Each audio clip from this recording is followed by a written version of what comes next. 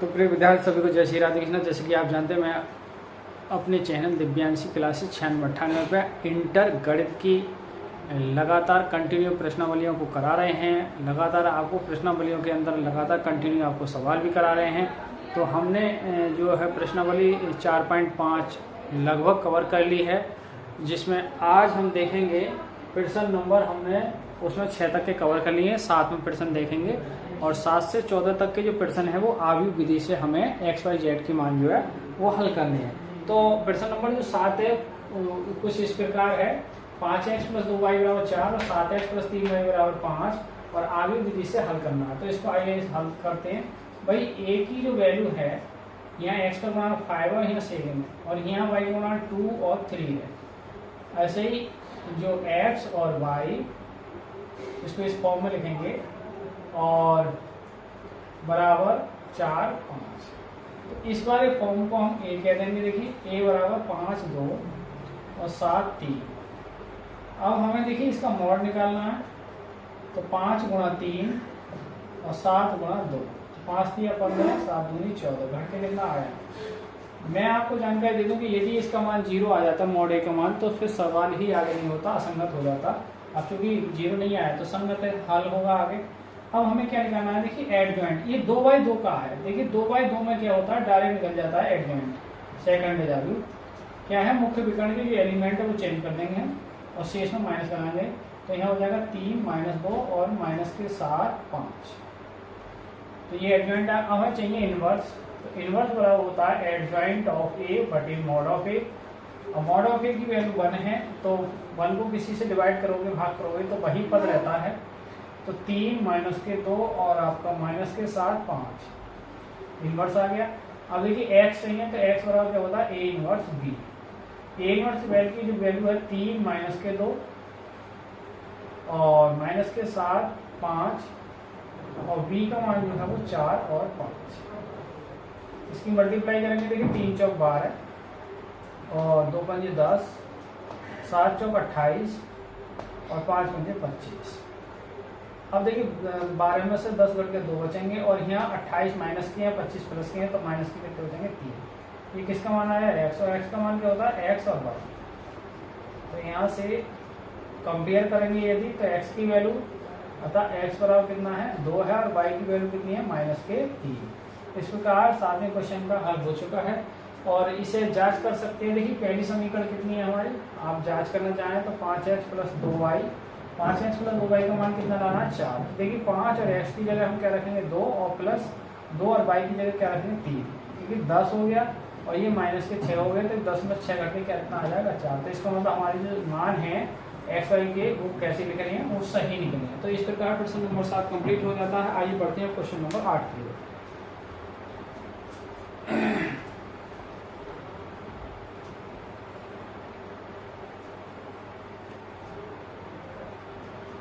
विद्यार्थी बढ़ते हैं प्रश्न नंबर 8 की ओर। और देखिए 8 को भी फॉर्म में लिखेंगे। इसको 2 3 -1 4 x y 2 3। अब इस वाले को a कह देते हैं, इसको कैपिटल X कह देते हैं, इसको b कह देते हैं।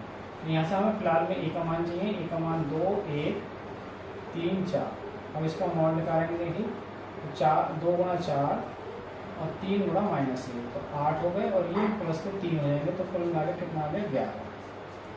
और हमें देखिए 2/2 का है, तो एडजॉइंट डायरेक्ट निकल जाएगा। एडजॉइंट ऑफ ए 3/3 में बहुत परेशानी आती है, ये चेंज हो जाएंगे मुख्य पर 4 1 और 3 2। अब हमें इन्वर्स चाहिए, तो इन्वर्स बराबर होता है एडजॉइंट ऑफ ए बटे मॉड ऑफ ए। अब देखिए मॉड ऑफ ए की वैल्यू कितनी आई है 11 और इसका मान है 4 1 3 2। हमें चाहिए x बराबर होता है a इनवर्स b। अब a इनवर्स b का मान 1/11 4 1 3 2 और b का मान हमारे पास माइनस के 2 और 3। गुणा करेंगे। देखिए 1/11 4 दूनी 8 और माइनस के 3, तो प्लस के 3,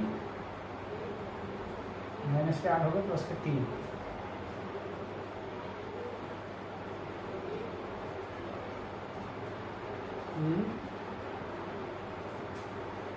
अच्छा, और फिर यहाँ देखिए माइनस के 3 दूनी 6 और 2 तिया 6। अब आप देख रहे हैं कि इसे यदि हम ये आ जाएगा आपका 1/11, तो माइनस के ये 5 हो जाएगा, ये 6 से 12 हो जाएगा। अब भाई x की वैल्यू जो आ गई माइनस के 5/11 और 12/11। कंपेयर करेंगे x और y से, तो 5/11 और 12/11। तो यहाँ से अतः फिर x का मान क्या आना चाहिए, 5/11 आया, और y की वैल्यू जो है वो 12/11 है। देखिए जांच कर लो कि ये सवाल सही है गलत है। भाई यहाँ पहली समीकरण क्या है, 2x माइनस 12 आना देना -2, तो x की वैल्यू हम देखिए क्या रखेंगे, तो माइनस के 5/11 और ये 12/11 है, 10/10 और ये माइनस के 12 हो जाएंगे /11, तो ये माइनस के 22/11 कैसे भाग करेंगे, तो देखिए माइनस के 2 जाएगा। तो इसका मतलब हमें जो मान है वो सही है, राइट आंसर है। तो इस प्रकार हमारा जो क्वेश्चन नंबर है वो 8 भी कंप्लीट हो चुका है। और आइए बढ़ते हैं क्वेश्चन नंबर 9 की ओर।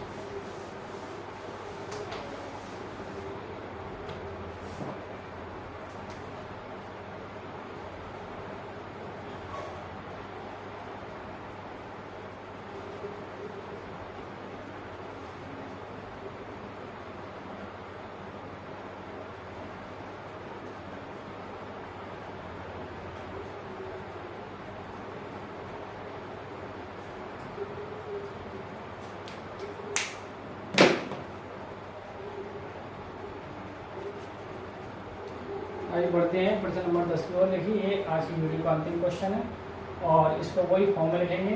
देखिए ए भी मान सकते हैं एक्स के गुणांक यहाँ 5 और 3 है और यहाँ 2 और 2।